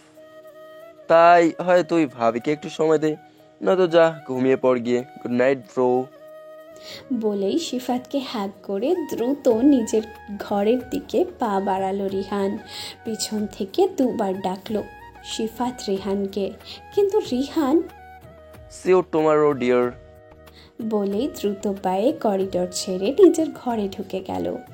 অগত্যা শিফাতও গুড নাইট বলে ফোনের দিকে একবার তাকিয়ে ঘরে চলে গেল। বিছানা পরিপাটি করে শোয়ার প্রস্তুতি নিচ্ছিল পলক। ঠিক তখনই বেডসাইড টেবিলের উপরে রাখা ফোনটা বেজে উঠল। ফোন হাতে নিতেই দেখল ফোনের স্ক্রিনে একটা নাম ভেসে উঠেছে, ক্যাপ্টেন কলিন। এর মানে শিফাত কল করেছে। মুহূর্তেই একরাশ লজ্জা জড়তা এসে ভর করল পলককে। বুকের ধুকপুকুনিটাও যেন হঠাৎ করেই বেড়ে গেল। কি আশ্চর্য, পলক নিজেই নিজের সেই বেড়ে যাওয়া ধুকপুকুনির আওয়াজ স্পষ্ট শুনতে পাচ্ছে। ভাবতেই আরও খানিক লজ্জা পেয়ে গেল সে। ইস, আজ বোধহয় তার লজ্জা দিবস। এটা ভাবতেই আপন মনেই হেসে উঠল সে। 2-3 বার রিং হওয়ার পরে কলটা রিসিভ করলো সে। কল রিসিভ করতেই আজ প্রথমেই শিফাত সালাম জানালো। আসসালামু আলাইকুম। ওয়ালাইকুম আসসালাম। ধীর স্বরে জবাব দিল পলক। কেমন আছেন? জি আলহামদুলিল্লাহ, আপনি? হ্যাঁ ভালো আছি। রাতে খেয়েছে? জি, আপনার খাওয়া হলো? হ্যাঁ, খেয়ে দিয়ে ঘরেই আসছিলাম, তখনই আপনার মেসেজ পেলাম, কিন্তু কি জন্য ধন্যবাদ জানালেন সেটা ঠিক বুঝিনি, তাই কল করলাম আপনাকে, আপনার থেকে জেনে নেব বলে। শিফাতের চোখে মুখে দুষ্টুমির আভাস, কারণ সে জানে পলককে দেওয়া তার প্রিয় চকলেটের ঠাসা ওই বক্সটার জন্যই তাকে ধন্যবাদ জানিয়েছে। কিন্তু তাও সে পলকের মুখেই কারণটা শুনবে বলেই ওভাবে অবুঝ হওয়ার ভান করল। এদিকে পলক চিন্তায় পড়ে গেল, কি বলবে, কিভাবে বলবে এই ভেবে। লজ্জা লাগছে তার, চুপ করে রইল সে। ওদিকে পলকের সাড়া না পেয়ে শিফাত ফোন চেক করলো। না, লাইনে আছে তো, তাহলে কথা বলছে না কেন? Hello Mrinmoyee, are you there? শুনতে পাচ্ছেন? শিফাতের কথায় ঘোর কাটল পলকের। চকিতেই জবাব দিল, হ্যাঁ শুনছি, বলুন আপনি। শুনতে পাচ্ছেন, তাহলে চুপ করেছিলেন কেন? এমনি। আচ্ছা ছাড়ুন এটা, কি জন্য ধন্যবাদ দিয়েছেন সেটা বলুন। ও ও ও ওটা হ্যাঁ ওটা ওই আর কি, এমনি বলছি আর কি। এমনি এমনি কেউ কাউকে ধন্যবাদ জানাই বুঝি? কই, আমার তো আগে জানা ছিল না, তবে আজ জানলাম আপনার সুবাদে। ধন্যবাদ আপনাকে মৃন্ময়ী। এক নাগাড়ে কথাগুলো বলল শিফাত। পলক আবারও প্যানিক হয়ে গেল। এ মানুষটা এমন কেন? কিভাবে ধন্যবাদ বলছে তাকে? কিন্তু কি বলবে সে এখন? খানিক ইতস্তত করে চোখ খিচে বন্ধ করে দ্রুত বেগে পলক পড়ল, আমাকে যে চকলেটগুলো দিয়েছেন ওগুলোর জন্য ধন্যবাদ। বলেই সজোরে একটা শ্বাস ফেলল সে, যেন মাত্রই অনেক বড় কোনো কার্যসিদ্ধি করে ফেলেছে সে। আর সাথে সাথেই ফোনের ওপাশ থেকে জোরে জোরে হাসির শব্দ শোনা গেল। শিফাত হাসছে, প্রাণ খোলা সে হাসি। পলক হতবম্ব। কি এমন বলল সে যার জন্য এভাবে হাসছে মানুষটা? আপনি এভাবে হাসছেন কেন? পলকের বোকা মনের প্রশ্ন। পলকের এমন প্রশ্ন শুনেই হাসি থামিয়ে দিল শিফাত। নিজেকে সামলে নিয়ে তারপর বলল, আই এম সরি, অ্যাকচুয়ালি আপনার এমনভাবে বলা কথাটা শুনেই হাসি পেয়ে গেছিল। বলে আরও একজোট হাসল সে। শিফাতের এমন সকৌতুক আচরণে মন খারাপ হয়ে গেল পলকের। অভিমানও এসে জড়িয়ে ধরল আলতো করে। তারপর সেই আলতো অভিমানী স্বরেই বলল, ও। প্রেয়সীর এমন ধাঁচের গলার স্বরেই শিফাত বুঝে গেল অভিমান করেছে তার মৃন্ময়ী। পরিস্থিতি স্বাভাবিক করতে প্রসঙ্গ পাল্টে প্রশ্ন করল সে, তাহলে কি ভাবলেন? সময় চাই আপনার নাকি? কিছুটা সময় দিলে ভালো হতো। বেশ, তবে 1 মাস সময় দিচ্ছে আপনাকে, এর বেশি সময় দেওয়ার ইচ্ছা আমার নেই, চলবে তো? জি। ওকে, নেক্সট উইক আমার পরিবারকে পাঠাচ্ছি তবে বিয়ের ডেট ফিক্স করতে, ঠিক আছে? আচ্ছা। পলকের নীরস কণ্ঠস্বর। ফোনের ওপাশের মানুষটা সেটা ঠিক বুঝল, তাই এই মুহূর্তে কথার মোড় বদলে গেল। আজ অনেক প্রেশার আছে, বড্ড টায়ার্ড লাগছে। তাহলে এত রাত অবধি জেগে আছেন কেন? ঘুমিয়ে যান। হ্যাঁ ঘুমাবো, কাল আবার আরেক দফা ব্যস্ত দিন কাটবে। কালকের দিনটা শুধুমাত্র ইয়ানার জন্য বুকড। আর তারপরের দিন চিটাগাং যাব, একটা বিজনেস মিটিং আছে, টানা শিডিউল। ইয়ানা নামটা শুনে মুহূর্তেই কিছু ভাবতে পারল না পলক, তাই প্রশ্ন করল। ইয়ানা? ও হ্যাঁ, আপনাকে তো ওর কথা বলাই হয়নি। ইয়ানা আমার বড় সন্তান, আর ভবিষ্যতে আপনারও মেয়ে। পলক বাকরুদ্ধ। সারা ঘরে পিনপতন নীরবতা বিরাজমান। পলকের নিঃশ্বাসের শব্দটাও বড্ড বেশি মনে হচ্ছে এখন তার নিজের কাছেই। মস্তিষ্কের শিরায় শিরায় দুটো কথাই দৌড়ে বেড়াচ্ছে তার। ইয়ানা আমার বড় সন্তান, আর ভবিষ্যতে আপনারও মেয়ে। অতঃপর নিজের মনেই একটা অপ্রতিদ্বন্দ্বী যুদ্ধে জড়িয়ে গেল সে। একের পর এক প্রশ্ন এসে ভিড় করছে মন মস্তিষ্কে। নিজের মনে নিজেই একের পর এক প্রশ্ন করে যাচ্ছে, কিন্তু আদতে সেই প্রশ্ন কার জন্য আর উত্তরই বা কে দিবে কোনো কিছুই বোধ নেই এই মুহূর্তে পলকের। সে শুধু ভাবছে, তবে কি এই জন্যই এত কিছু? এই কারণেই তার মতো মেয়েকে পছন্দ করেছে তারা? মানুষটা তাকে এভাবে ঠকালো? আর বাবা মা, নিশাত, তারা জানে? ও তো আমার আগে থেকেও জানেও না। কে ওকে বলছেন উনি, নাকি লুকিয়ে গেছেন? না, আর যাই হোক, নিশাত জেনে শুনে এটা করবে না, কিন্তু ওনার আগে থেকেই একটা মেয়ে আছে। এটা উনি এ বাড়ির কাউকে বলেননি কেন? কেন লুকিয়ে গেছেন? পলক আপন মনেই নিজের মতো এত কিছু ভেবে চলেছে, আর ওদিকে সিফাত নিজের মতো কথা বলেই যাচ্ছে, কিন্তু পলকের কোনো সাড়া নেই। হঠাৎ সিফাতের খেয়াল হলো সে বলে যাচ্ছে, অথচ পলক চুপ।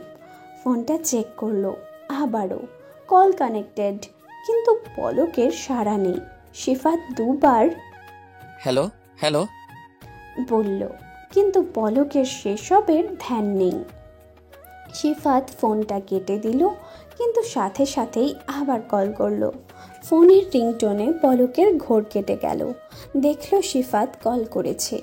তখনই ওর খেয়াল হলো ও তো সিফাতের সাথেই কথা বলছিল, তাহলে কল কখন কেটে গেল? সিফাতের কথা মনে হতেই মনে পড়ে গেল ইয়ানার কথাটাও।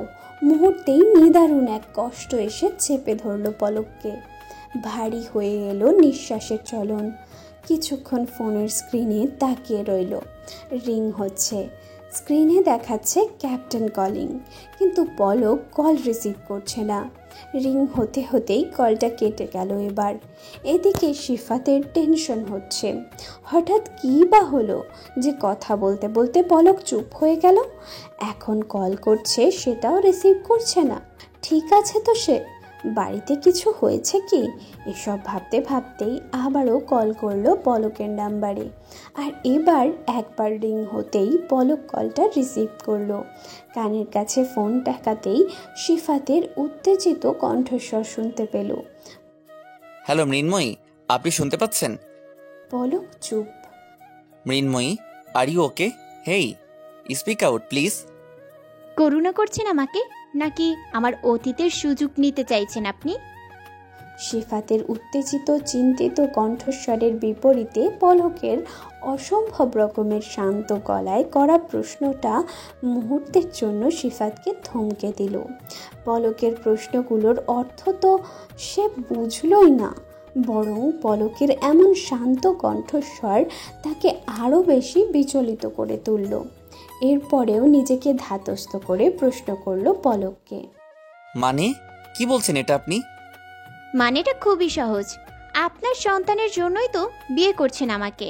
তার মা চাই হয়তো, কিংবা দলিলকৃত কোনো ন্যানি। ওই জন্যই তো বিয়েটা করছেন আমায়, তাই না? আমার মতো মেয়েকে তো এছাড়া বিয়ে করা কোনো কারণ দেখছি না আর। আচ্ছা, আমার বাড়ির লোকজন জানে যে আপনি আপনার মেয়ের জন্য একজন মা চাই বলেই বিয়ে করছেন? আমার অতীতের কারণে কেউ আমায় বিয়ে করছে বলে এই বিয়েটা করে উদ্ধার করতে চাইছেন আমাকে, তাই না? তার বিনিময়ে আপনারও স্বার্থসিদ্ধি হয়ে যাবে, এটাই তো আপনার উদ্দেশ্য, তাই না? কি হলো বলুন, এটাই তো চান আপনি, তাই জন্য বিয়ে করতে চাইছেন আমার মতো একটা মেয়েকে। কল রিসিভ করার পর ঠিক যতটা শান্ত গলায় প্রশ্ন করেছিল পলক, তার চেয়েও বেশি গমগমে গলায় কথাগুলো বলল সে। আচমকা কোথায় থেকে কিসের এত রাগ, কিসের এত ক্ষোভ এসে ভর করলো তাকে কে জানে, কিন্তু পলক যে অসম্ভব এক ঘোরের মাঝে আছে, কী ভেবে কী বলছে সে নিজেও জানে না হয়তো। এদিকে সিফাত হতবম্ব, পুরো দমে হতবম্ব। আচমকা এমন অহেতুক ক্ষোভের মুখে পড়ার জন্য মোটেও প্রস্তুত ছিল না সে। তার মাথায় কিছু আসছে না। পলকের কথায় ঘোর কাটল সিফাতের। পলক কি বলছে এসব? কেনই বা বলছে? সত্যি না জেনে, কিছু না বুঝে এ কি ধারণা করে নিল সে? কি হলো বলছেন না কেন? এখন কেন চুপ করে আছেন আপনি? বলুন না। করুণা করছেন, সুযোগ নিচ্ছেন আমার, তাই না? পলকের কণ্ঠটাও এবার কেমন ধরে ধরে আসছে। কাঁদছে কি মেয়েটা? এটা ভাবতেই ভেতর থেকে কি যেন খামছে ধরল সিফাতকে। ভেতরে যন্ত্রণার মতন হচ্ছে কিছু একটা। অস্থির গলায় পলকের উদ্দেশ্যে বলল সে। মৃন্ময়ী, শান্ত হন প্লিজ। কী সব বলছেন আপনি? এমন কিছুই না, আমরা পরে কথা বলি বরং। এখন কিছু শোনার বা বোঝার মতো অবস্থা নেই আপনার। I promise I will explain you everything, but now please calm down. এতক্ষণ পলক ভেতর ভেতর ফোপাচ্ছিল। অতিরিক্ত উত্তেজিত হয়ে সে এমন করে, কিন্তু এখন সিফাতের কথা শুনে সেটা বাহ্যিক রূপে প্রকাশ পেয়ে গেল। কান্না উপচে পড়ল দু চোখ বেয়ে। সে কাঁদছে, নীরবে কাঁদলেও শ্বাস ঠিকই ঘন হয়ে আসছে তার। ফোনের ওপাশে সিফাত সেটা বুঝতে পারছে। বেশ অস্থির লাগছে তারও। আচমকা এমন কিছু ঘটবে তার ধারণার বাইরে ছিল সেটা, কিন্তু পলক যে থামছেই না। তার সহ্য হচ্ছে না এমন। কি করবে মাথায় আসছে না তার। তাই না পারতে এবার ধমকে উঠল সে।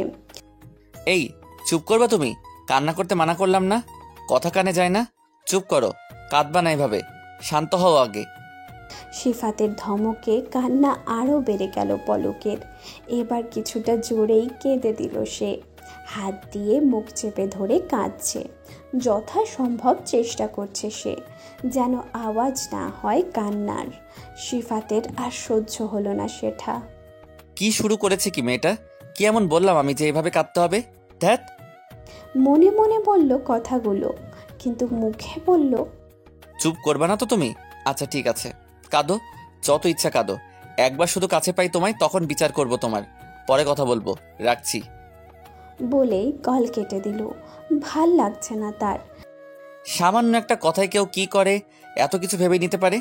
হাও, একটাবার জিজ্ঞেস তো করতে পারতো, কিন্তু তা না করে। আর কিছু ভাবতে ইচ্ছে করছে না তার। বেডসাইড টেবিল থেকে লাইটার আর সিগারেটটা নিয়ে ব্যালকনিতে এসে দাঁড়ালো সে। আজ রাতটা তার নির্ঘুম কাটবে। তার মৃন্ময়ীর কেমন কাটবে কে জানে। একটা বিষাদের দীর্ঘশ্বাস ছেড়ে ইজি চেয়ারে গা এলিয়ে দিল সে। ক্ষণে ক্ষণে হাওয়ায় ছড়াচ্ছে একটা গোমট যন্ত্রণার ধোঁয়াটে প্রলেপ। 1 সপ্তাহ পর পলকদের বাড়িতে আজ বেশ হইচই। সকাল থেকে বাড়িতে রান্না বান্না চলছে। ছোটোখাটো অনুষ্ঠান হোক, তবুও তো অনুষ্ঠান বলে কথা। মেহমানরা আসবে, একটু ভালো মন্দ খাবারের আয়োজন না করলেই নয়। নিশা তো আজ কলেজ যায়নি। সকাল থেকে মায়ের সাথে হাতে হাত লাগিয়ে কাজ করে যাচ্ছে। দুপুরের খাবারের নিমন্ত্রণ দেওয়া হয়েছে, তাই দ্রুত কাজ শেষ করতে হবে। বৃহস্পতিবার হওয়ায় বেলা 12টার দিকেই বাড়ি ফিরেছে পলক। বাড়িতে ঢুকেই এমন উৎসব রব দেখে অবাক হলো সে। কি হচ্ছে, কেন হচ্ছে কিচ্ছু জানে না সে। নিশাদকে দেখলো ঘরদোর ঝেড়ে পরিষ্কার করছে। ড্রয়িং রুমে নতুন সোফার কভারগুলো লাগানো হয়েছে।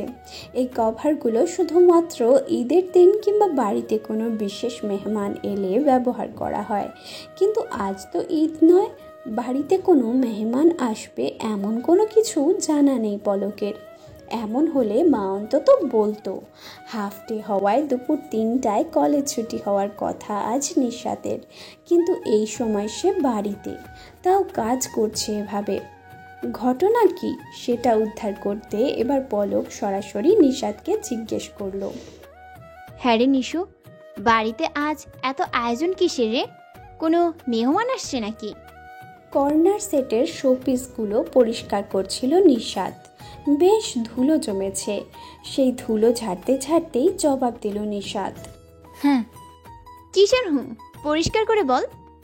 বিশেষ করে বলার মতো কিছুই নেই বুবু, মেহমান আসছে বাড়িতে।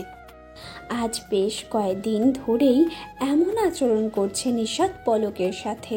প্রথম প্রথম খুব একটা সামলে না নিলেও আজকাল এসব একেবারেই ভালো লাগে না পলকের। আচমকা বোনের এমন পরিবর্তনের কোনো কারণ সে খুঁজে পায় না। আর আজও সামান্য একটা কথা জানতে চাওয়ায় বোনের এমন আচরণে বেশ কষ্ট পেল সে। কিন্তু আর কত সহ্য করবে সে? নিশাদ তার খুব আদরের বোন, প্রিয় মানুষ, তার থেকে এমন আচরণ সে নিতে পারছে না আর। তাই আজ এর একটা বিহিত করবে বলে সিদ্ধান্ত নিল। কিছুটা তেতানো গলায় জিজ্ঞেস করলো, এই তোর সমস্যা কি বলতো?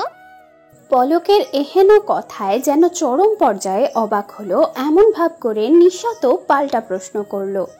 কিসের সমস্যা? সেটাই তো আমিও জিজ্ঞেস করতেছি, কি সমস্যা তোর? হ্যাঁ, কদিন ধরেই দেখতেছি তুই আমার সাথে ঠিক মতন কথা বলিস না। কি হয়েছেটা কি তোর? নিশাতের শোপিস পরিষ্কার করা শেষ। এতক্ষণ যাবৎ পলক ওর পেছনে দাঁড়িয়ে কথা বলছিল, তাই এবার সে পলকের দিকে ঘুরে দাঁড়ালো। একটা চাপা শ্বাস ফেলে শান্ত স্বরে বলল, আমার কিছু হয় নাই, আর কোনো সমস্যাও নাই। মা রান্নাঘরে আছে, যা জানার তাকে গিয়ে জিজ্ঞেস করে নিস। বলেই হনহন করে পলককে পাশ কাটিয়ে অন্য ঘরে চলে গেল নিশাত। বোনের এমন আচরণে খুব কষ্ট পেল পলক। দুঃখ ভরাক্রান্ত চাপা শ্বাস ফেলে রান্নাঘরের উদ্দেশ্যে বেরিয়ে গেল সেও। রান্নাঘরে উঁকি দিয়ে দেখল শাহনাজ বানু মনোযোগ দিয়ে কিছু একটা রান্না করছেন। গন্ধে মনে হচ্ছে তিনি মুরগির রোস্টের মশলা কষছেন। এছাড়াও ডাইনিংয়ে সে কয়েক বক্স দই মিষ্টিও দেখে এসেছে। এখানেও পোলাও, কাবাব, বড় মাছের ভুনা, ডিমের কোরমা, দেশি মুরগির ঝোল, খাসির রেজালা করা হয়েছে। এক এক করে সাজিয়ে রাখা আছে চুলার পাশের তাকে। মোটামুটি এলাহি কাণ্ড যাকে বলে। খাবারের পরিমাণ দেখেও মনে হচ্ছে মোটামুটি 20-25 জনের মতো মানুষের আয়োজন করা হয়েছে। হঠাৎ করে এত আয়োজন হলো কই? কেউ তো কিছু বলেনি তাকে আগে থেকে। মা আর নিশাতের পক্ষেও একা একা এত সব আয়োজন রান্না বান্না করা সম্ভব না। তাছাড়া মাসের শেষে এত এত টাকা খরচ করে বাজার করলো কিভাবে বাবা?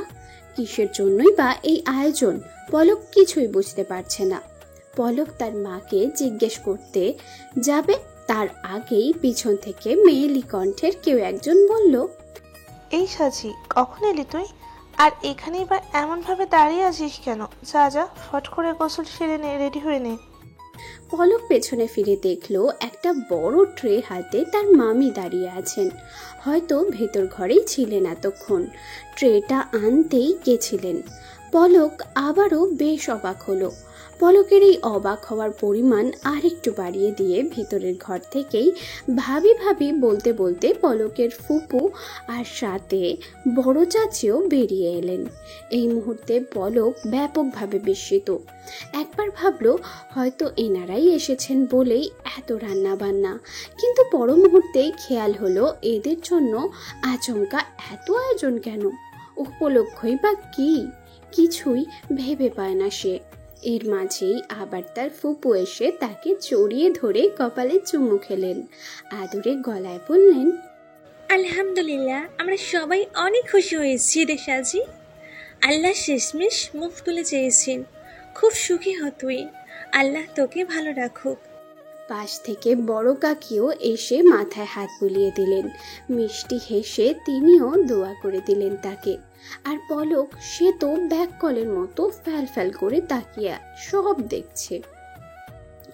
কি হচ্ছে সব তার মাথার উপর দিয়ে যাচ্ছে সব। এরই মাঝে আবার রান্নাঘর থেকে শাহনাজ বানু তাড়া দিলেন, এই তুই এখনো এখানে দাঁড়িয়ে আছিস? যা জলদি গোসলে যা। ভালো করে সাবান শ্যাম্পু মেখে গোসল দিবি। বিছানায় শাড়ি রাখা আছে, তোর মামি দিয়েছে, ওটা পরবি গোসল সেরে। এখন যা তাড়াতাড়ি। শাহনাজ বানুর কথা শুনে বাকিরাও তাড়া দিল। বলতে গেলে রীতিমতো ঠেলে ঠুলে তাকে গোসলের জন্য পাঠানো হলো সেখান থেকে। ঘরে পা দিতেই আর এক দফা ঝটকা খেলো পলক। তার চাচাতো মামাতো ফুফাতো বোনগুলো সব তার রুমে। চাচাতো বোন মিলি, বয়সে তার থেকে 2 বছরের ছোট। সে ফ্লোরে হাঁটু গেড়ে বসে শাড়ির সাথে ম্যাচিং করে চুড়ি সেট করছে। মামাতো 2 বোন রিয়া আর দিয়া তার ড্রেসিং টেবিলে তল্লাশি চালাচ্ছে। এক এক করে গয়না, লিপস্টিক, সাজগোজের জিনিস বের করে ঘাঁটছে। এরা যমজ 2 বোন, বয়স 15 বছর, কিন্তু আচার ব্যবহারে মনে হবে এরা নিশাতের থেকেও বড়।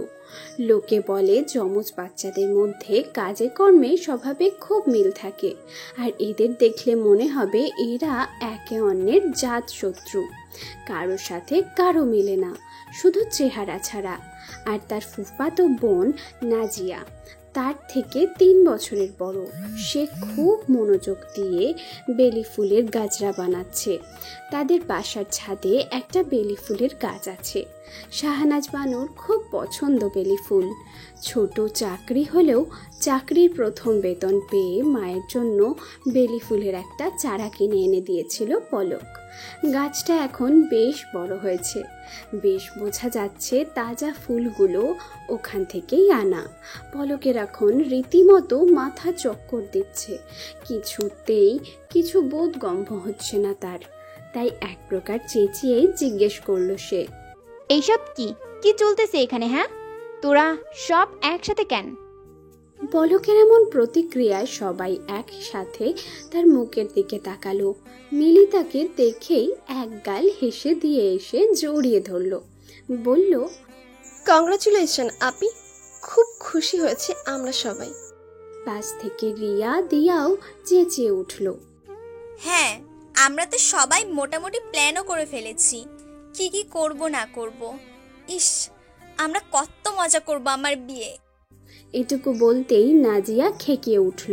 চোখ গরম করে রিয়া দিয়ার দিকে তাকিয়ে পলকের উদ্দেশ্যে বলল, এই সাজি, সঙ্গের মতো দাঁড়ায় আছিস কেন? যা বাথরুমে ঢোক, 10 মিনিটের মধ্যে গোসল করে বেরোবি। আচমকা এমন ধমকে থতমত খেয়ে গেল পলক। বোনদের মধ্যে নাজিয়া একটু রাগী স্বভাবের। সব কাজিনরা নাজু আপা বলতেই ভয়ে রীতিমতো কাঁপে, জমের মতো ভয় পায় বলতে গেলে। কিন্তু মনটা বড্ড ভালো তার, তাই দরকারে অদরকারে নাজু আপাকেই সবার আগে মনে পড়ে সবার। রাগী স্বভাবের হলেও সোহাগ আর শাসন তার থেকে বেশি আর কেউ বোধহয় তাদের করে না। বিয়ে হয়েছে বছর কানেক, স্বামী কানাডাতে থাকে। মাস 4 পরে সেও বাড়ি জমাবে সেখানে। আপাতত বাপের বাড়ি আছে সে। একের পর এক ঘটনায় পলকের মাথা হ্যাং হয়ে গেছে অলরেডি, কিন্তু এই মুহূর্তে এসব না ভেবে গোসলে যাওয়া উচিত বলে মনে হলো তার। মাথায় এক গাদা পানি ঢালবে আজ সে।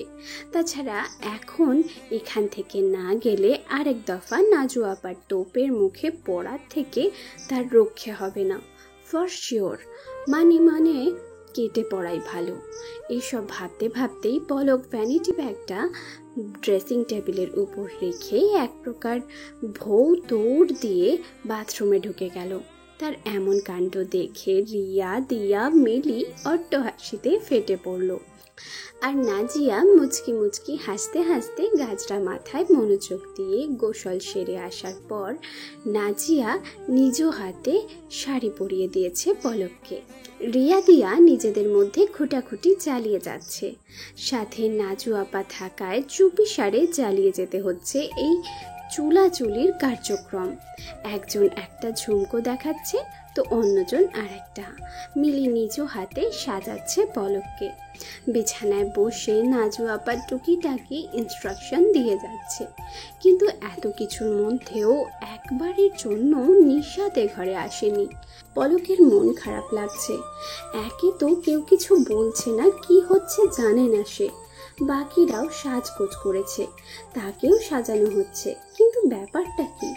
মনে মনে ঘটনাকে জানার জন্য ব্যাকুল হলেও নাজু আপার উপস্থিতিতে মুখ ফুটে কিছু জিজ্ঞেসও করতে পারছে না। নয়তো মিলি, রিয়া, দিয়া কারো কাছ থেকে ঠিক কথা বের করে নেওয়া যেত, কিন্তু হায়, তিনটেকে একসাথে পেয়েও সেটা করার সুযোগ পাচ্ছে না পলক। তোদের কি হলো? ওরা এসে পড়েছে, নিয়ে আয় পলককে। বলতে বলতে পলকের মামি ঘরে ঢুকলেন। পলকের সাজসজ্জা এতক্ষণে একেবারে কমপ্লিট। বেশ মিষ্টি লাগছে তাকে। মামি মুগ্ধ চোখে দেখলেন ওকে। গায়ের রংটা একটু চাপা হলেও ভারী মিষ্টি মেয়েটা। গায়ের রঙের মতোই একটা চাপা সৌন্দর্য আছে মেয়েটার মাঝে, সহজে চোখে না পড়লেও একেবারে উপেক্ষা করার মতোও না। মিষ্টি হাসলেন উনি, তারপর নাজুকে উদ্দেশ্য করে বললেন, তোদের হলে নিয়ে চল ওকে, অনুষ্ঠান শুরু করতে হবে তো। হ্যাঁ মামি, হয়ে গেছে, তুমি যাও, আমরা আসছি। তাড়াতাড়ি আয়। বলেই তিনি বেরিয়ে গেলেন রুম থেকে। তিনি যেতেই নাজু আপা পলকের দিকে চাইল। পা থেকে মাথা পর্যন্ত একবার দেখে নিল পলককে। সব ঠিকঠাক আছে। জীবনের নতুন অধ্যায়ে প্রথম পা ফেলবে আজ মেয়েটা, তাই জন্যই কি আজ এতটা সুন্দর লাগছে ওকে। একটা প্রশান্তির হাসি ফুটে উঠল নাজিয়ার মুখে। তারপর এগিয়ে এসে পলকের মাথায় আঁচল তুলে দিল। পলক অবাক চোখে তাকিয়ে দেখছে সব, কিন্তু প্রশ্ন করার সাহস নেই, একদমই নেই। ড্রয়িং রুমে ঢুকতেই হতভম্ব হয়ে গেল পলক। শিফাতের পুরো পরিবার এসেছে। দরজায় দাঁড়িয়েই আর চোখে পুরো ঘরে একবার চোখ বুলিয়ে নিল পলক। সাইডের বড় সোফায় শিফাতের বাবা মা, ছোট বোন সারা, সাথে একজন অপরিচিত ব্যক্তি। তার পাশের সিঙ্গল সোফায় রেহান বসা। জানালার ধারের খাটটায় বসা 4 জন অপরিচিত ব্যক্তি। এদের মধ্যে 2 জন মহিলা, 2 জন পুরুষ। মাঝের 2 সিটের সোফাটায় কেবল শিফাত একাই বসা। তবে শিফাতের কোলে একটা ছোট্ট বাচ্চা মেয়ে, একদম পুতুলের মতো দেখতে। 5-6 বছরের হবে হয়তো। এটাই বোধহয় ইয়ানা, শিফাতের মেয়ে। কি সুন্দর শান্ত হয়ে বসে আছে তার বাবার কোলে। মনে মনে ভেবে নিল পলক। পলকের বাড়ির লোকজন সবাই তাদের মেহমানদারি করছে। শেষে নাজু আপাও তাতে চোখ দিল। নাজু আপা পাশ থেকে সরতেই পলকের বাঁ পাশে দাঁড়ানো মিলির কনুই ধরে টান দিল পলক। টান খেয়ে পলকের দিকে চাইতেই সে খানিকটা ফিসফিসিয়ে জিজ্ঞেস করলো, ঘটনা কি? এরা সব এখানে কেন? মিলি উৎফুল্ল স্বরে বলল। মিলির কথা শুনে পলকের মাথায় আকাশ ভেঙে পড়ার উপক্রম। সে তো ভুলে গেছিল 8 দিন আগের সেই রাতের কথা। শিফাত তো বলেছিল এই সপ্তাহে সপরিবারে আসবে। কিন্তু এটা কি হলো? এত কিছু বলার পরেও লোকটা সত্যি সত্যি চলে এলো বিয়ের ডেট ফিক্সড করতে। এসব ভাবতে ভাবতেই ঘরের দরজায় দাঁড়িয়েই নিজের জন্য এক ভয়ানক সিদ্ধান্ত নিয়ে নিল পলক। তুই এতটা ছোট মনের কবে হলি রে সাজি? আমার ছোট্ট বাচ্চা মেয়ের তারে দিয়ে তোর এত আপত্তি কিসের? তুই নিজেও তো বাচ্চা কত পছন্দ করিস, স্কুলে কত কত বাচ্চা সামলাস, আর এখন একটা বাচ্চা মেয়ের জন্য এভাবে? ছি ছি ছি। মা, তুমি ভুল করতেছ। আমার ইয়ানাকে নিয়ে কোনো সমস্যা নাই, সমস্যা ওই মানুষটাকে নিয়ে। সে আমাদের এভাবে ঠকালো, আর তোমরা তার সাথেই তোমাদের মেয়ের বিয়ে দিতে একেবারে উঠে পড়ে লেগেছ। ঠকাচ্ছে মানে? কে কারে ঠকালো? মেয়ের দিকে বিস্ফারিত চোখে তাকিয়ে প্রশ্ন করলেন শাহনাজ বানু। কেন? যার সাথে মেয়ে বিয়ে দিতে উঠে পড়ে লেগেছ সে তো দিব্যি লুকায় গেছে বাচ্চাটার কথা। বাচ্চাটার কথা সে কেন লুকাবে? সেই প্রথম দিনই তারা বাচ্চাটার কথা আমাদের বলেছে। বাচ্চাটা কত আদরের তাদের, প্রথম নাতনি, আদরের তো হবেই। আমার তো থেকেও নেই। পলাশের মেয়ের কথা মনে হতেই মনটা খারাপ হয়ে গেল শাহনাজ বানুর। তারপরেই আবার বলল, হ্যাঁ বাচ্চাটা জামাই বাবাজির, একটু বেশি ন্যাড়া ওটা। তাই বলে তুই এমন করবি? এটা কি তোর মতো মেয়ের করা সাজে? মায়ের কথা শুনে পলক এবার অবাক না হয়ে পারল না। হতভম্ব গলায় প্রশ্ন করল, তোমরা সব আগে থেকেই জানতা, তারপরেও তোমরা এমন একটা মানুষের সাথে বিয়ে দিতে চাইতেছো? এতই বোঝা হয়ে গেছি আমি তোমাদের জন্য। আরে তোর সমস্যা কি? হ্যাঁ, কি যাতা বলছিস? এমন ভালো একটা ছেলে যেচে তোরাই বিয়ে করতে চাইছে, পরিবারের সবাই রাজি, তাহলে আমরা তোরে বিয়ে দেবই না বা কেন? অন্যের স্বামীকে আমি কেন বিয়ে করব? অন্যের স্বামীকে বিয়ে করবি কেন? তার কি ঘরে আরেকটা বউ আছে নাকি? বিয়ের পর তো সে তোরই স্বামী হবে, আর স্বামীর সব কিছুই তো তোরই হবে। সেই সব আপন করে নেওয়াই তো তোর দায়িত্ব, কর্তব্য। মায়ের এমন নির্দয়তা দেখে পলক আর কিছু বলার মতো ভাষা হারিয়ে ফেলল, চুপ করে রইল। এতক্ষণ মায়ের সাথে তর্ক চলছিল পলকের, তখন সে রুমে না ঢুকে দরজা থেকেই ফিরে এসেছে। আসার আগে মিলিকে বলে এসেছিল যেন শাহানাজ বানুকে তার ঘরে পাঠিয়ে দেয়। মিলি তাকে কিছু বলবে বা আটকাবে তার আগেই হনহনিয়ে চলে এসেছে নিজের ঘরে। শাহানাজ বানু ঘরে এসে কি হয়েছে জিজ্ঞেস করতেই সে শটাং জানিয়ে দিল এই বিয়ে সে করবে না, কারণ সিফাতের কোলের বাচ্চাটা, ওই বাচ্চা সমেত সে এই সম্পর্কে জড়াবে না। ব্যাস, এই নিয়ে শুরু হয়ে গেল তর্কাতর্কি। কিন্তু পলকের এখন অসহ্য লাগছে সব। তারা জেনে বুঝে এক বাচ্চার বাবা হওয়া ছেলের সাথে তাকে বিয়ে দিতে চাচ্ছে, আর আজ এত সব আয়োজন করার আগে তাকে কেউ কিছু জানালোই না। তার মতামত জিজ্ঞেস করা তো অনেক দূরের কথা। তাই সে দরজায় দাঁড়িয়ে নেওয়া তার বিয়া না করার সিদ্ধান্তেই সে অটল থাকবে বলে মনস্থির করলো। হঠাৎই তাদের এই রুদ্ধদ্বার কথোপকথনের মাঝেই দরজায় টোকা পড়ল কারো। কেউ একজন অনবরত কড়া নেড়ে যাচ্ছে, কথা থামিয়ে দিল তারা। ওপাশ থেকে নাজিয়ার গলা পাওয়া গেল, সাজি, এই সাজি, দরজা খোল, ভিতরে কি মামিমা আছে? এই সাজি। নাজিয়ার গলা শুনতেই তটস্থ হয়ে গেল পলক। তড়িৎ গতিতে উঠে দরজা খুলে দিল। দরজা খুলতেই নাজিয়া দেখে পলক যেন ভরসা পেল। নাজু আপাকে বললে নিশ্চয়ই সে কোনো উপায় বের করে দেবে, বিয়েটা তাকে করতে হবে না। নাজিয়া পলকের এভাবে দাঁড়িয়ে থাকা দেখে তাকে কিছু বলবে তার আগেই তাকে জড়িয়ে ধরে কেঁদে দিল পলক। নাজিয়া হতভম্ব, আজকের দিনে এভাবে কাঁদছে কেন মেয়েটা? ঘরের ভিতরে চোখ পড়তেই দেখলো শাহানাজ বানু দাঁড়িয়ে আছেন, চোখে মুখে বিরক্তির ছাপ, আর এখানে পলক এভাবে কাঁদছে। প্রশ্নবোধক দৃষ্টিতে শাহানাজ বানুর দিকে তাকাতেই দুজনের চোখাচোখি হয়ে গেল। নাজিয়াকে দেখে উনিও যেন এবার ভরসা পেলেন। রাগ, বিরক্তি, চিন্তা সব কিছু মিলিয়ে তেতানো গলায় নাজিয়ার উদ্দেশ্যে বললেন, দেখ না রে নাজু, কি শুরু করেছে মেয়েটা। সে নাকি এই বিয়ে করবে না। বিয়ের দিন তারিখ সব ঠিক হয়ে যাইতেছে, আর উনি বলতেছে বিয়ে করবেন না। তুই একটু বোঝা তো ওরে। নিজ হাতে নিজের পায়ের কুড়াল মারার পায়তারা করতেছে এই হতচ্ছাড়ি। মামিমার কথা শুনে নাজিয়া আরেক দফায় অবাক হলো। এই তো সব ভালো ছিল, এত ভালো সম্বন্ধ। কিছুদিন আগে নিশাত ফোনে বলল পলক নাকি নিজেও দেখা করে আসছে ছেলের সাথে। তাহলে তখন তো কিছু বলল না যে বিয়ে করবে না। তাহলে হঠাৎ কি এমন হলো যে বিয়ের ডেট ফিক্স করতে আসার পর বিয়ে করবে না বলে মানা করতেছে সে? এদিকে এক নাগাড়ে কেঁদে যাচ্ছে পলক। নাজিয়ার কাঁধের অনেকটাই ভিজে গেছে। এটা বুঝতেই পলককে টেনে তুলে ছাড়িয়ে নিল সে। সোজা করে দাঁড় করিয়ে কঠিন গলায় জিজ্ঞেস করলো, সমস্যা কি? বিয়ে কেন করবি না তুই?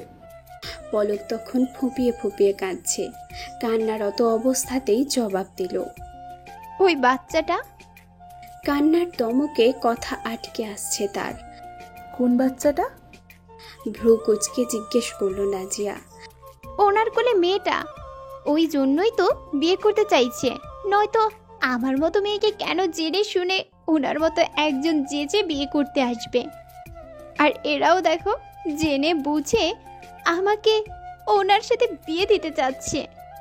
নাজিয়া ঘটনার কিছুই বুঝল না। ওদিকে ছেলে পক্ষ তাড়া দিচ্ছে। ছেলের বড় বোন মামা মেয়েকে দেখবে বলে অপেক্ষা করছে। আগের বার তারা আসতে পারেননি, অপেক্ষা করছে ওই ছোট্ট বাচ্চাটা। আর এদিকে সব আর কিছু ভাবতে পারল না সে, কারণ তাদের কাউকে ও ঘরে না যেতে দেখে রিয়া তিয়া এসেছে খুঁজতে। মিলি, নিশা তার বাকিরা মেহমানদারি করছে। হুড়মুড়িয়ে ঘরে ঢুকলো দু বোন। এখানেও কে আগে আসবে সেই নিয়েই প্রতিযোগিতা তাদের। এই দিয়া ঘরে ঢুকতেই তার পেছনে হুড়মুড়িয়ে দিয়ার গায়ে এসে পড়ল রিয়া। দিয়া গিয়ে ধাক্কা খেলো দরজার কাছে দাঁড়ানো নাজিয়ার সাথে। ধাক্কা খেয়ে নাজিয়া পেছনে তাকাতেই দেখলো বিচ্ছু দুটো এসেছে। চোখ গরম করে তাকাতেই বিচ্ছু দুটো ভয়ে তটস্থ হয়ে গেল। বকাশোনা থেকে বাঁচতে দুজনেই একে অন্যের উপর দোষ চাপিয়ে দিল। প্রথমেই দিয়া বলল, নাজু আপা, আমার কোনো দোষ নাই, রিয়া ফাজিলটা ধাক্কা দিছে আমাকে, আর আমি এসে তোমার সাথে ধাক্কা খাইছি। মানে একবার পেছন থেকে ধাক্কা খেয়ে আবার সামনে ধাক্কা খাইছি। আর না আপা, দোষ তো ওই শাকচুনিটারই। দেখো না কেমন দরজার মুখে দাঁড়াইছিল, আমি তো ঢুকতে গিয়ে ধাক্কা লেগে গেছে। এই তুই মিথ্যা বলিস কেন? এমনে হুড়মুড়াইয়া কে ঢুকতে বলছিল তোরে? এই আমি কই? ব্যাস, রিয়া আর কিছু বলতে পারল না। তার আগেই নাজিয়া ধমকে উঠল ওদের। এই চুপ করবি তোরা? যখনই দেখো দুইটাতে চুলাচুলি লাগাইয়া থাকে, আর ওইখানে মেহমান সব ছাইরা এইখানে কি করতে আসছিস তোরা? আমরা তো তোমাদের খুঁজতে আসছিলাম, নিশুবু পাঠাইছে ডাকতে, তারা ওয়েট করছে, সজীবুকে নিয়ে যাইতে বলেছে। দুজনেই একসাথে বলল, আচ্ছা তোরা যা, আমরা আসছি। নাজিয়া বলল, আচ্ছা। বলেই যেমন হুড়মুড়িয়ে এসেছিল ঠিক তেমনই হুড়মুড়িয়ে বেরিয়ে গেল দু বোন। ওরা বেরিয়ে যেতেই নাজিয়া পলকের দিকে ঘুরে দাঁড়ালো, বলল, তোর যা কাহিনী পরে সব শুনবো, এখন যা মুখে চোখে পানি দিয়া কেঁদে কেটে সাজগোজ সব হেঁটে দিচ্ছিস তো এক্কেবারে। নাজু আপা, আমি এই বিয়ে করব না, তুমি গিয়ে মানা করে দাও ওদের। এই চুপ, যা জলদি, যেটা বললাম সেটা কর, বাকি কি করা লাগবে না লাগবে আমরা দেখব।